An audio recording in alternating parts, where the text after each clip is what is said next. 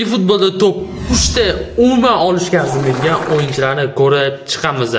3-o'rinda Denilsonni aynan shu kartasi turibdi. Faqat dribling qilishni biladi, boshqa hech narsani bilmaydi, pas ham bera olmaydi, Bartaga ham to'g'ri tepa olmaydi. Men uchun chunki o'zim o'ynatdim, sinab ko'rdim.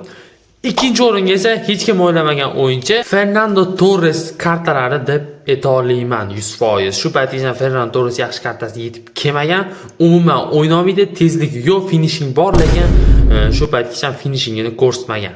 Xo'sh, ikkinchi o'ringa arziydimi yoki yo'qmi, buni kommentariyaga yozib qoldiringlar do'stlar. Birinchi o'ringa Balening aynan shu tekin Blitzskurl kartasi, Blitzskurl emas bu Blitzskurl. Blitz urolmaydi number 1. Ikkinchidan umuman hech qachon qo'rqmayman bu o'yinchidan. Dushmanlarimda bo'lsa, na tezlikda o'tib keta oladi, na bir normal chiroyli gol ura oladi men uchun. Menimcha tekin bo'lgani uchun Bale'da aynan shu kartasi sal oddiyroq yetib kelgan do'stlar. Sizlar nima deb o'ylaysizlar? Buni kommentariyaga yozib qoldiringlar do'stlar.